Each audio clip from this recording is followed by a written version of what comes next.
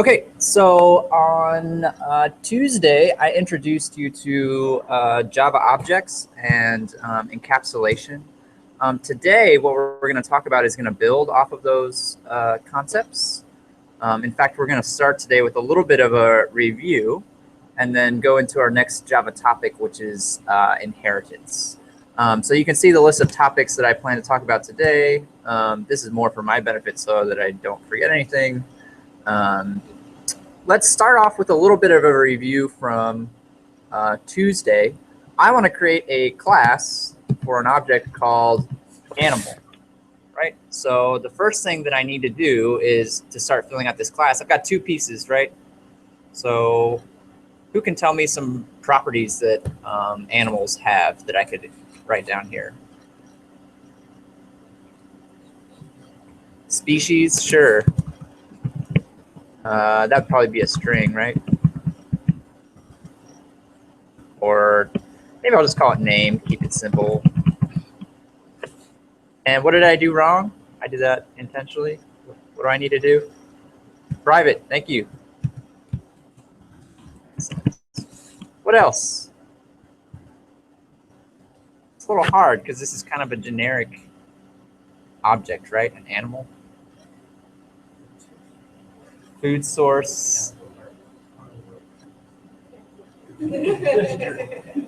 Yeah, so what does it eat? Sure.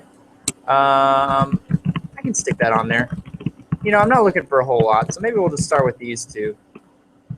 Okay, so I've got my properties. What else do I need in my class to start fleshing this out here? A constructor, let's do that next. And what's the purpose of my constructor? Make sure that all of these properties get set. So I'm just going to keep things simple and pull these in as parameters. So right now, this is all nothing new, nothing we haven't seen before. I'll go ahead and set these values accordingly. Okay. And then finally, the last thing that we should talk about, what are some behaviors that animals have? All animals, right? Or at least most. Eat, yeah, so we can create some methods for eating, right? And I'm gonna keep these methods very simple for today. I'm basically just gonna stick some print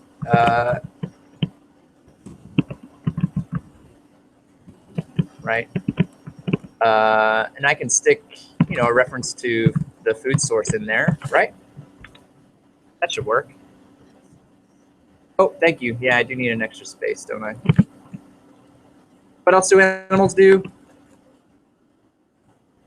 They eat, and I mean, I have a couple animals at home. They basically do two things primarily. They eat and sleep, right? That's about it.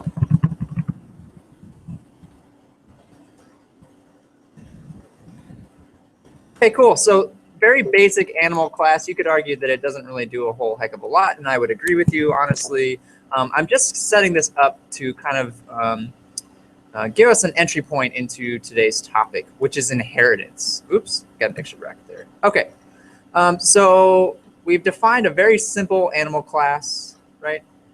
Does a couple basic things. I think we would all agree, though, that there are many more specific types of animals in the world. So if I wanted to, right, I could in fact create a class for particular types of animals. For example, I could create a class for dogs, or a class for cats, or a class for fish, or for birds, or whatever I wanted.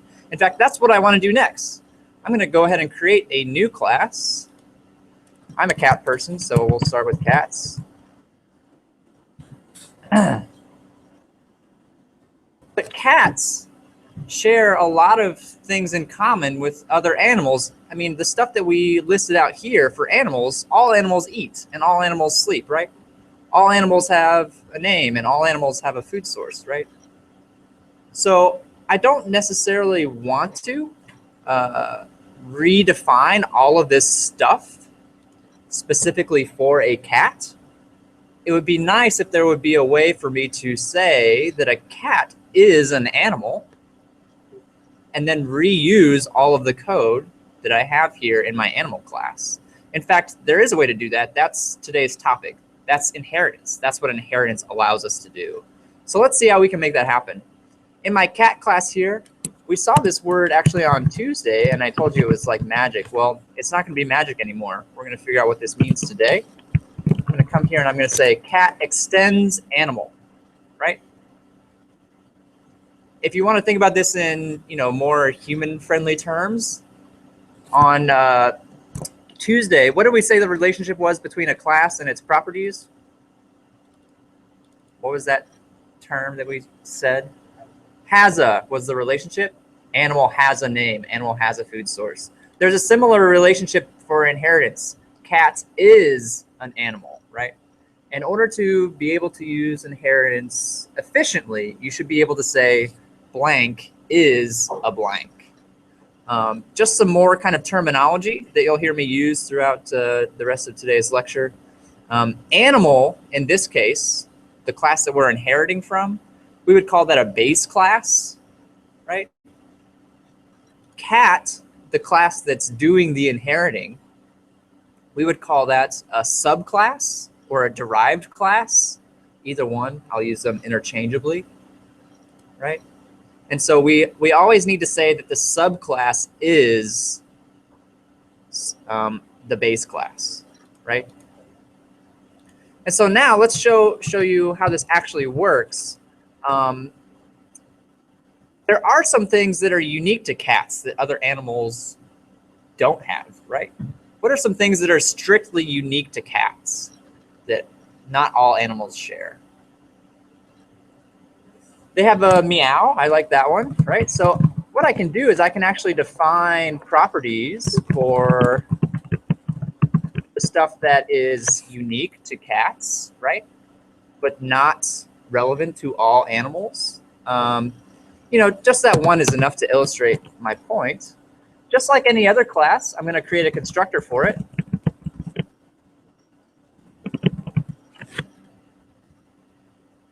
But this is where inheritance starts to kick in. The cat class is going to also have these two properties, name and food source. It's going to inherit them from the animal class. The purpose of a constructor is to set all of the properties, right? So the cat class has to not just set this property that we created here, the meow, that's unique to a cat.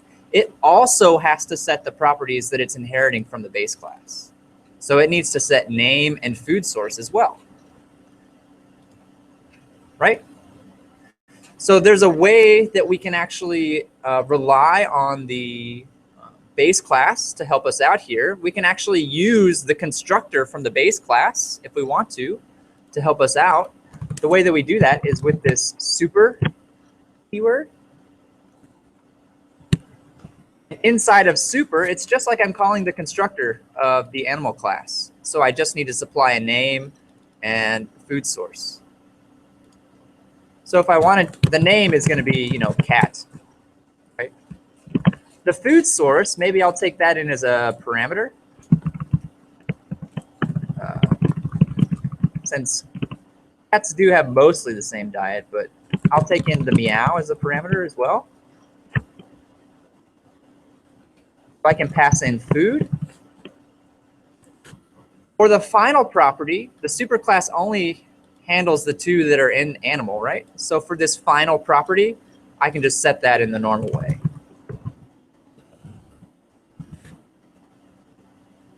Any questions so far? So we're relying on the base class, the superclass, to handle what it already has, right? We've already set this stuff up for animals, right? So I'm going to let the animal class take care of what it can already handle, and the cat is only going to worry about cat-specific stuff. Yes.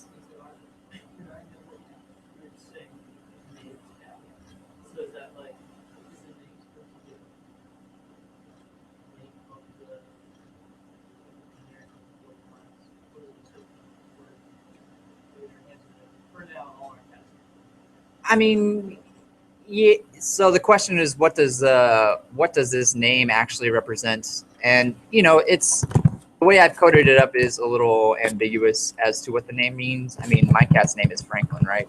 If I wanted to, I could, of course, take in a third parameter here to my constructor and then have a customized name for each cat. I just wanted to show how you don't necessarily have to, yeah, take those values in if you don't want to. Good question. Any other questions so far?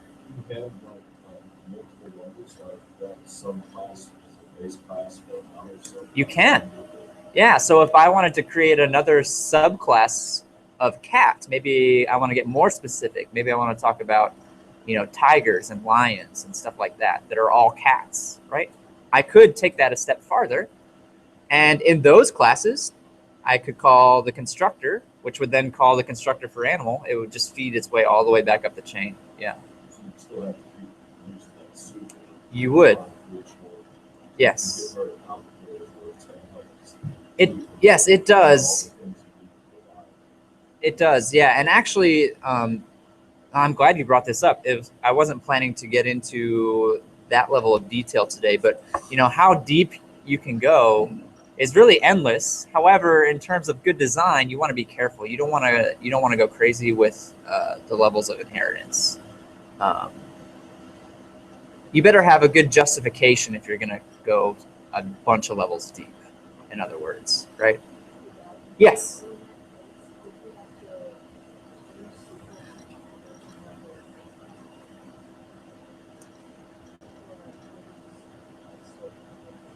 Super always refers to whatever class is listed after the extends.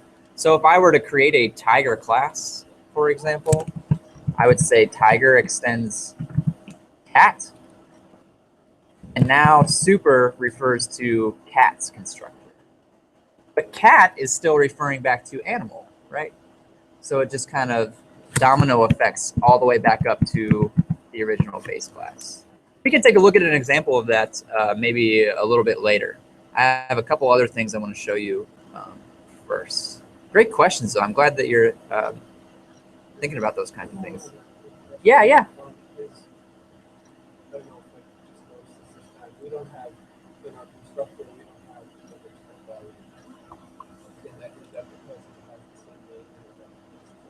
Oh, yeah. Mm-hmm. Yeah, so the question was about the return type of the constructor. This is true of all constructors, actually. There is a return type, but it's implied. The return type is always going to be the object that you're creating. So it's basically shorthand. I don't have to type it out, but yes, the return type is cat in this case, or animal in the other case. Correct. Correct, yes. It knows that because the constructor shares the same name as the class, as the object. Absolutely. You cannot make a constructor that has a different name from the object. Yes, that's true. Yep. And Java will enforce that. If I change this to something else, it gets mad at me, you can see. Now it wants a return type, which would mean it's not a constructor anymore. Yep.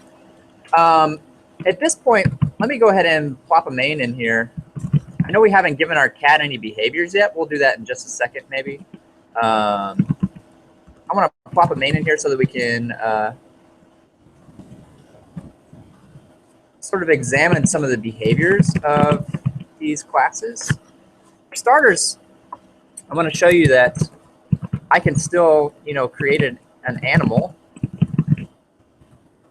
And when I create an animal, I have to give it a name, right? So maybe I'll call it, I don't have a dog class, but I'll say, this is a dog and it eats kibble. I don't know. Right? I can also create a cat.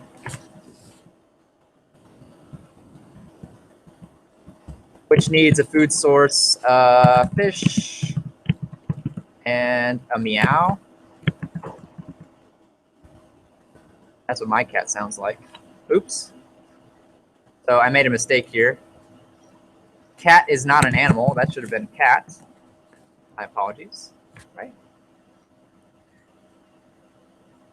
So not only does the subclass inherit the properties from the base class, it also inherits the behaviors.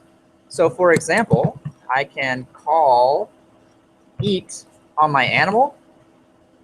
I can also call eat on my cat. I didn't have to define that behavior for the cat. It inherited that behavior from the animal base class. Let me run this just to prove to you that it works.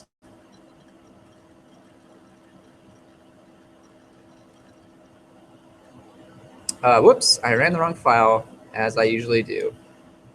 My apologies.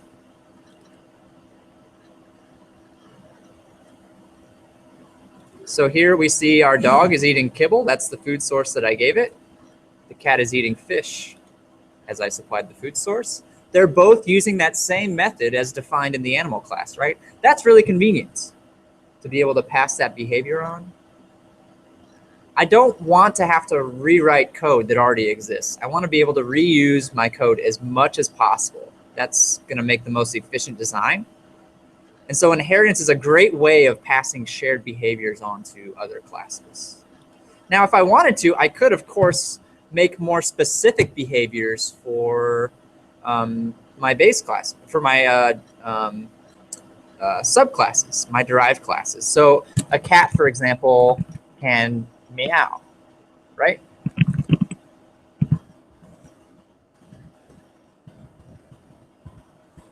So I could then just say something like this, and now the cat can do something that the animal class cannot. In my main method down here, I can tell the cat to meow, but I cannot tell the animal to meow. That's not possible, right? Because not all animals meow. Oops, what did I do wrong? Oh, typo. There we go.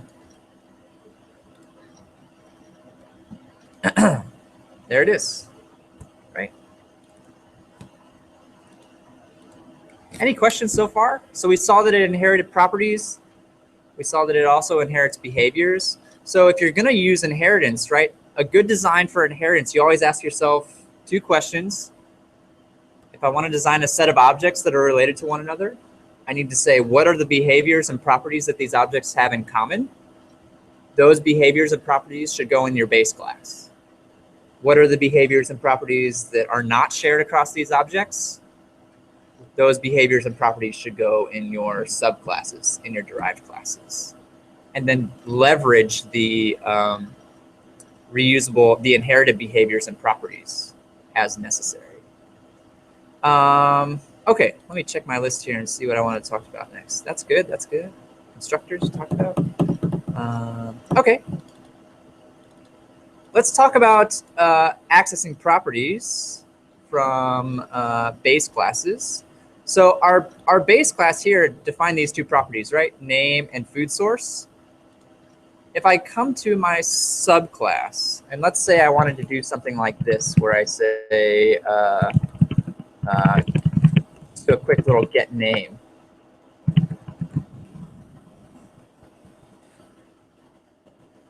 This name property exists. This name property is a part of the cat class, right?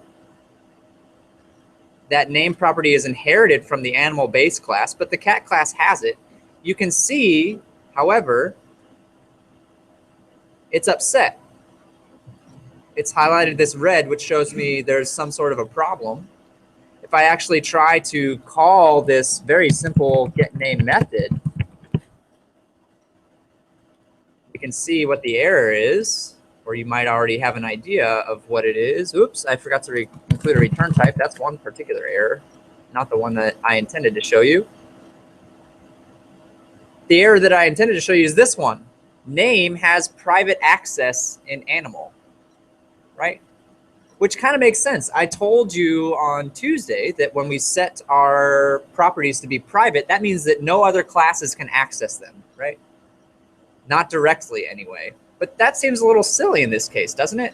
This is actually a property that's being inherited from the animal base class. This is actually a property that cat has, but cat can't access it.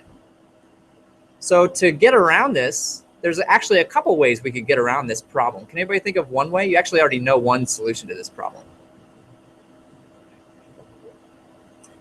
So that is a solution. However, that is not a solution that I want to see anybody ever do in their actual code. It would work. You are correct. It's poor design. You can make a getter. So I made a getter in the subclass, right? But that's really not the most appropriate place for this getter. Or, I mean, if I have a getter here, that's all well and good, but the getter should really go in the base class, right? Getter should really go here. And so now I actually don't even need this anymore, right? Because the cat inherits all behaviors from the base class, so I actually don't need this anymore. Because it will now just inherit that getName method from the base class. And now I have access to, oh, I didn't print it out, sorry.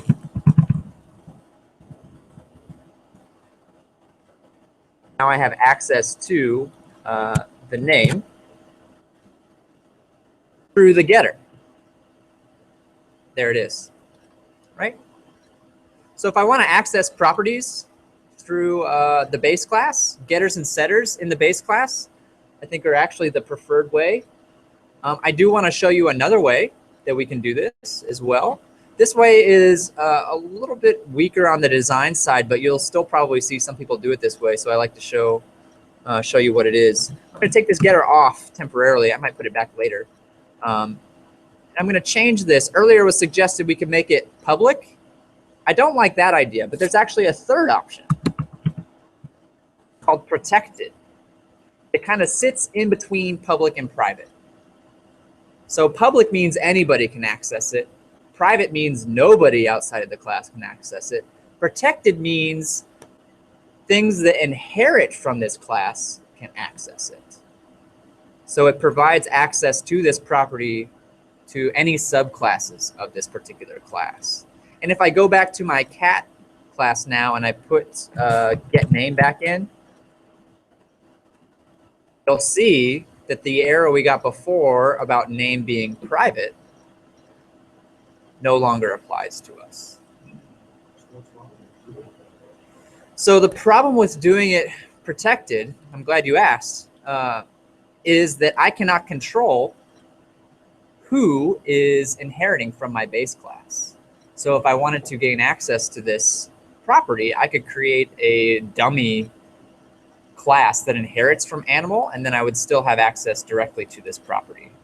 So protected is not really the most secure way of going about it. The most secure way of providing access would be getters and setters. That's the recommended usage.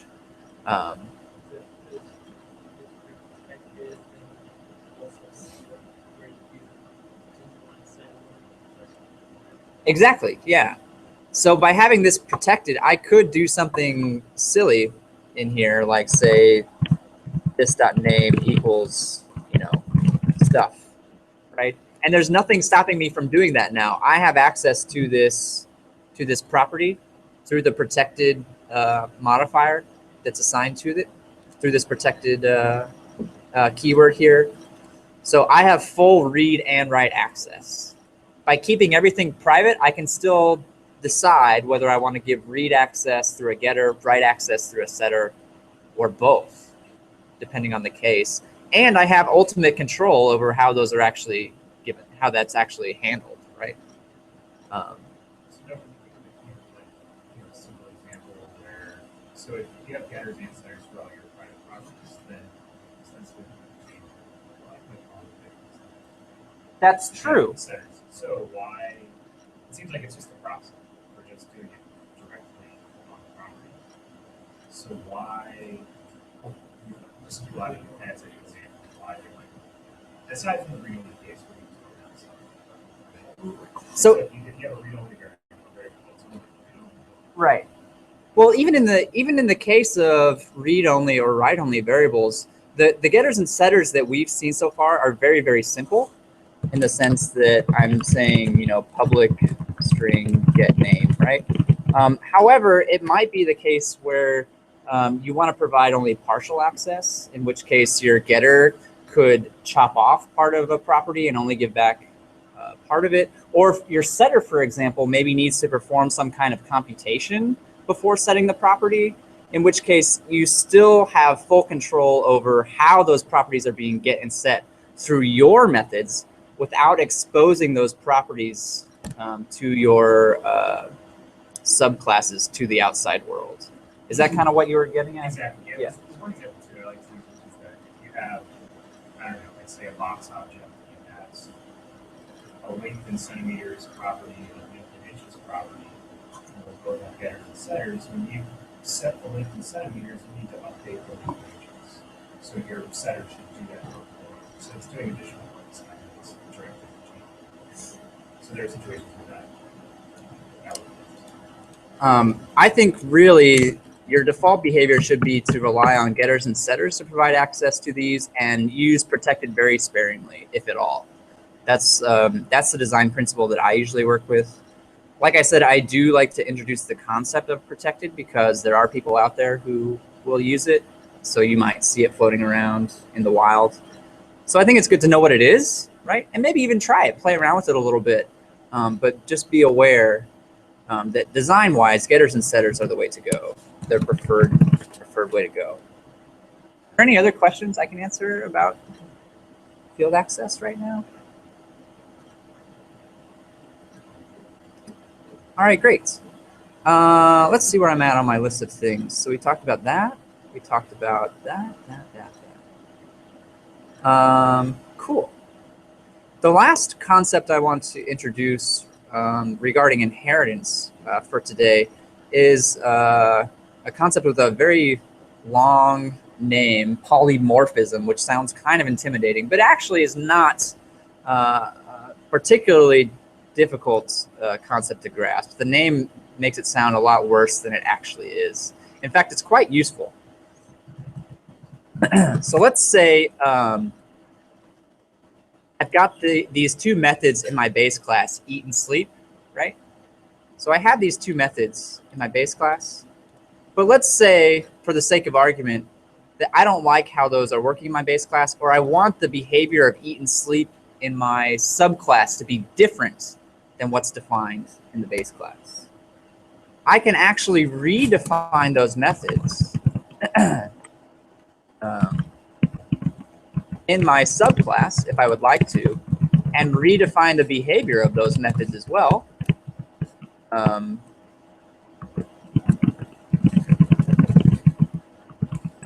Right? I know these aren't really actually doing anything particularly useful, but it's good to show the example, right? So now I've redefined eat in my cat class. I could have used the base class's version of eat. I decided that it wasn't good enough for my purposes for whatever reason, right? So I can redefine it. I now have two versions of eat.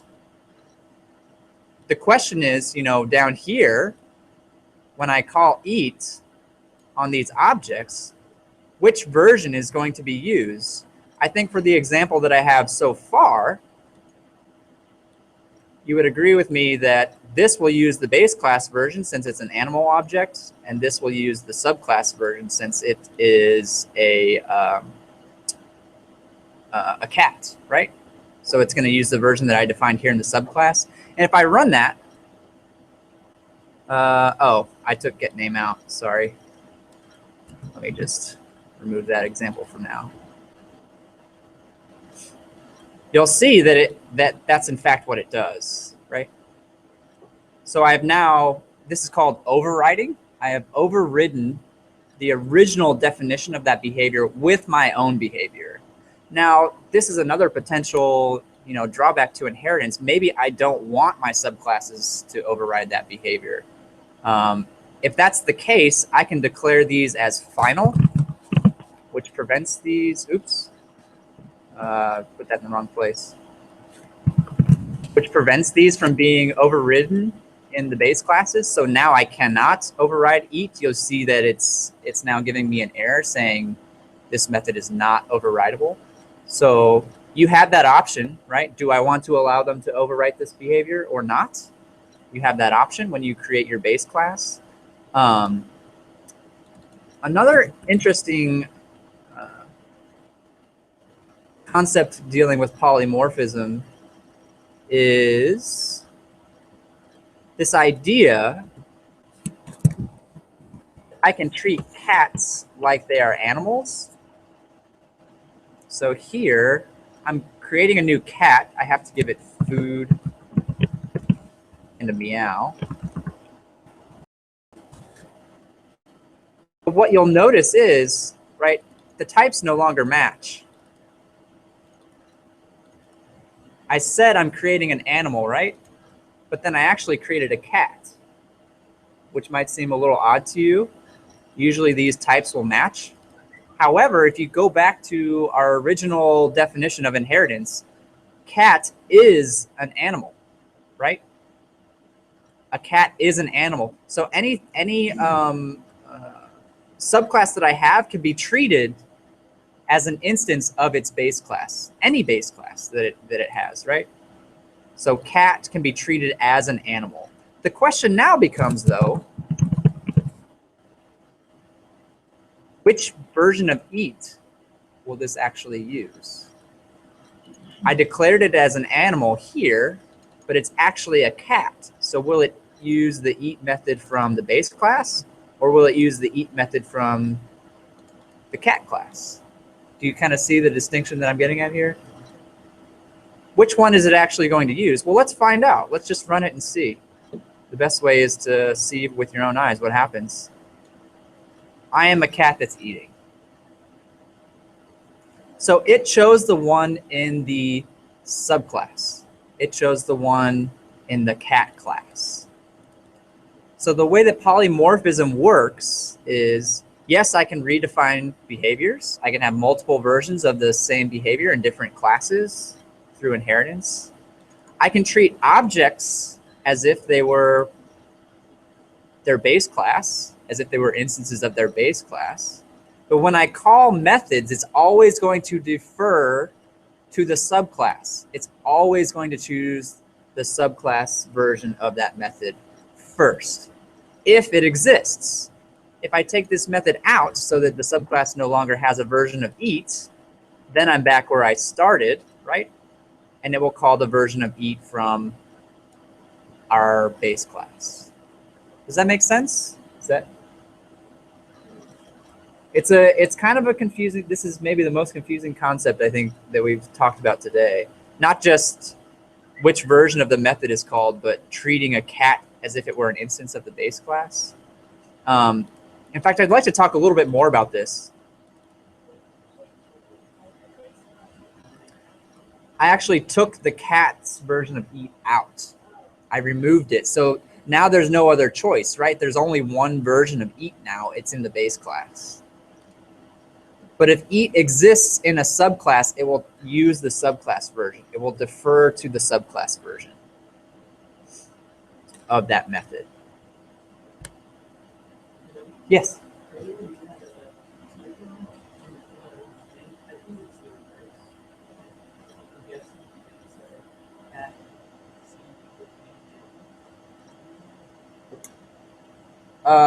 Yes.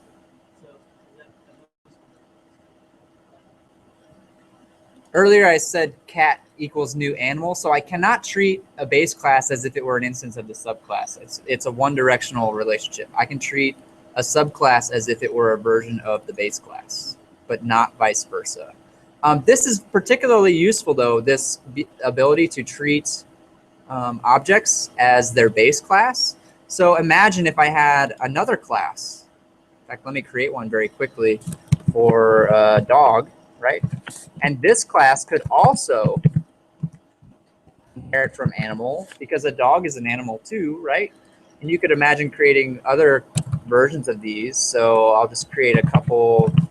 I'll create a little property here for my dog for a bark, and a quick little constructor here. If I can type.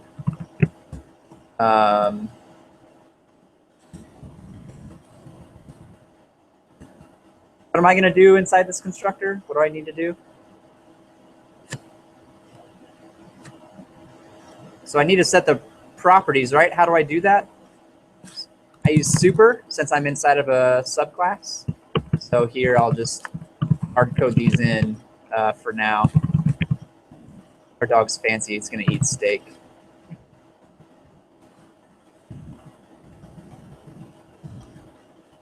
Right? So now I have this very simple dog class. I'm not worried about the behavior. That's not, I don't need any behavior for this dog to illustrate my next point. If I want to, I could create another animal. And this time I could create it as a dog, right?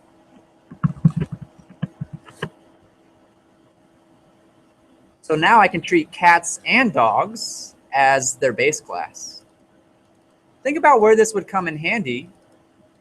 Think about how this might be useful. What if I had a whole bunch of animals? They might be cats, they might be dogs, they might be birds, fish, whatever, right? But I could keep them all together in an array of animals and treat them all by their base class and access each of those different types of animals through the base class. So I can keep all of them together because they share that commonality. They share that base class. Not only that, but I know that regardless of whether it's a bird, a dog, a fish, a cat, whatever, that it's going to have access to these properties and it's going to be able to eat and sleep and whatever other behaviors the base class defines, right? So it allows me to treat objects in a more general way, right? Which is useful because I can keep them together in a collection. Otherwise, I'd have to create a separate array for cats, a separate array for dogs, a separate array for fish, right? And that would get very tedious very quickly. By having that base class commonality, I can create one collection that can handle any type of animal, regardless of what its actual subclass is. And I could iterate through all of those animals and tell them all to eat or all to sleep or get the names of all of them because those all exist in the base class. Does that make sense? That's really, I think, where inheritance starts to shine, the usefulness of inheritance. In fact, I can actually set this up.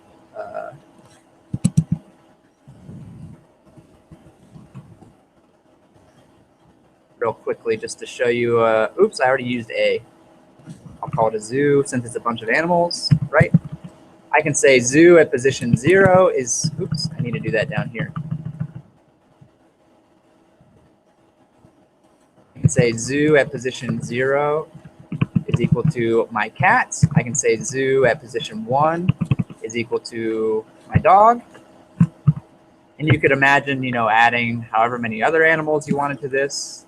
And then if I wanted to, for example, access all of these, I could write a loop.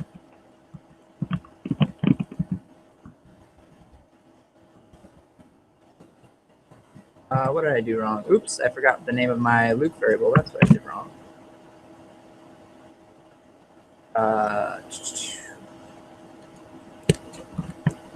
I'm sorry. What am I doing? What did I do? Oh, zoo. Wrong variable. Thank you.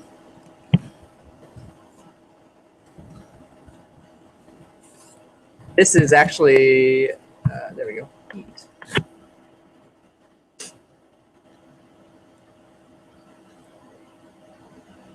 But again, you have to remember that polymorphism is in play here, right? So if I have a redefined behavior for one of these in my subclasses,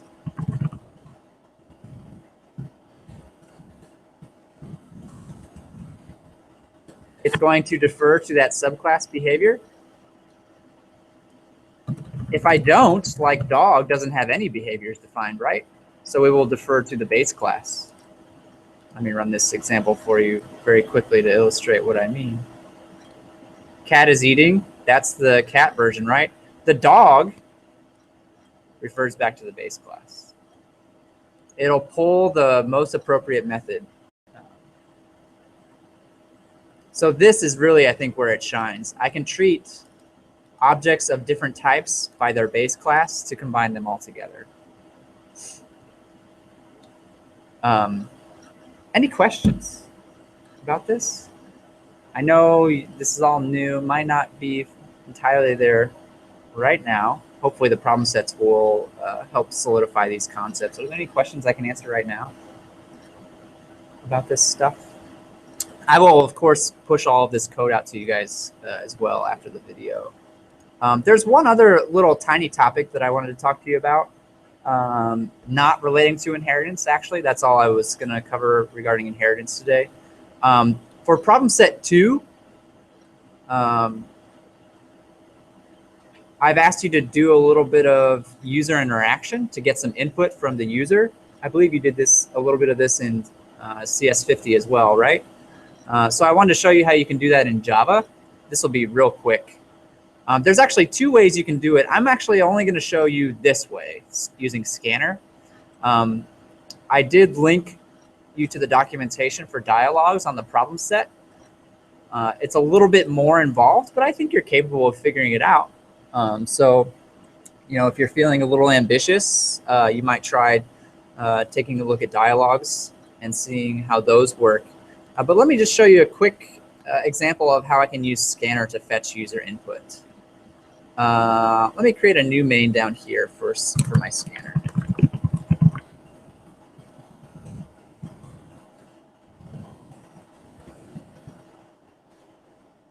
So the first thing I'm going to do is create a new instance of a scanner object.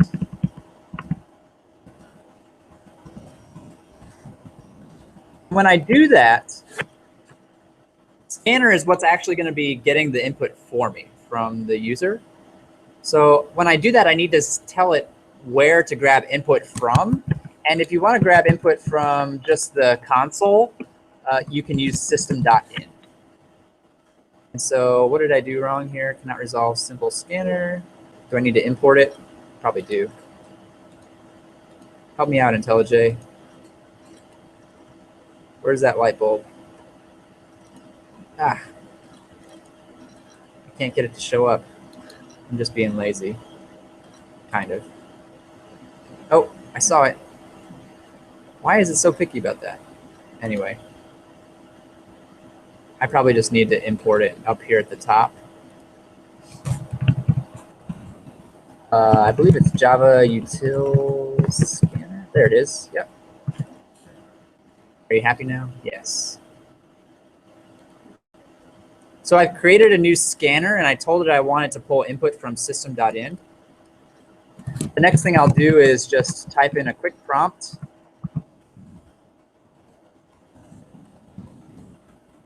Please enter a number. And then to actually get a number from the user, what I can do is say s dot, and take a look at the list here, right? So next int would give me an integer. Next Boolean would give me a Boolean, of course. Next, next, just by itself, is going to give me a string. The 2 that I use most often are probably next and next int. Those are the most common ones. Next int is probably the most appropriate choice in our case.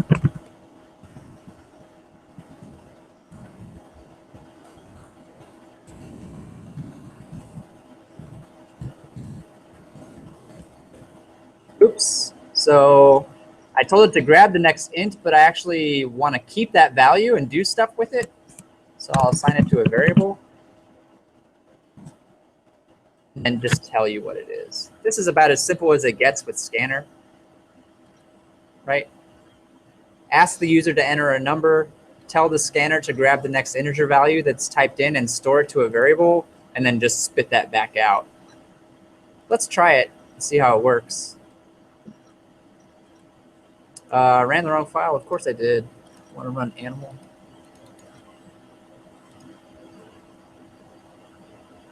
So it's asking me to enter a number. You notice it's waiting down here for me to enter a value.